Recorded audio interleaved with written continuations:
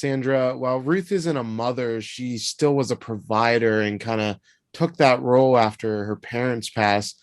How's your own experience of being a mother really helped you connect with Ruth as a character and the journey that she goes on in this film? It's everything. It's everything. I think once you're a mother, you see everything through those eyes. You see everything is more daunting, more frightening, all of it, all of it, all of it. And I mean, I guess it raises, by the end of this film, I was looking at our cut and I went, oh my gosh, we're actually asking the question, what makes a mother? An egg does not make you a mother, a contribution of an egg. Science does not make you a mother. Being a parent isn't always a birthright. Blood doesn't make you family, like, Rob's character says. And here's a young woman who is forced to be the caretaker of this child that she loves more than anything, who's her sister. But because of Ruth's age and the child's age, she is the parent. She is the mother. And it's just, it evokes a lot of conversation, but, a mama bear, when you have your children, that's all that matters, is their safety. And the question of what would I have done in Ruth's position by the end of this film, I would say probably exactly the same thing. Given what Ruth knew of the system, I would have done the same thing. Rob, I'm always curious about prep for roles. What did you do to prepare, for playing a parole officer? Wow.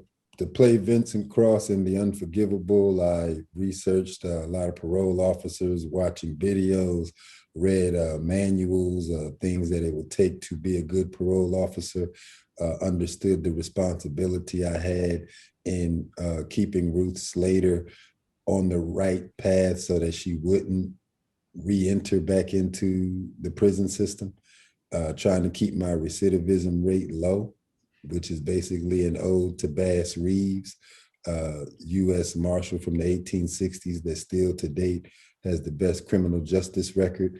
So, putting all that in there and then also pulling from my own personal experiences of being a Black man in America and understand what it is to have prejudices put upon me from the moment I walk out the door, and having those kind of sensitivities toward Ruth just came out the way you saw Vincent Cross in The Unforgivable. Sandra, in the first half of the film, Ruth rarely speaks. Can you speak to your performance and how you're able to give off so much emotion in the subtleties and body language rather than dialogue? A lot of conversation with Nora and our DP Guillermo in terms of point of view. Is this shot the world's point of view of Ruth? Because if it is, the camera has to be in a different position. It has to have a different perspective, an uglier perspective, a judgmental perspective. So the shots were designed around who's looking at her and how are they looking at her. And if it was Ruth's point of view, the same thing. So every day it was a conversation of, are you seeing the stance? Is there a stance that, Ruth's 20 years in prison. She's got to protect herself. There's a way to physically be imposing and to protect yourself and be ready. So everything was about protection and readiness physically. None of it was about being a lady. None of it was about being attractive. None of it was about presenting yourself in any way other than someone you need to stay away from. And it was, after a while, it was liberating, really liberating. I realized how much artifice I put on based on how I was raised. You shouldn't sit like that, you shouldn't do that. And by the end of this film, the question was, why?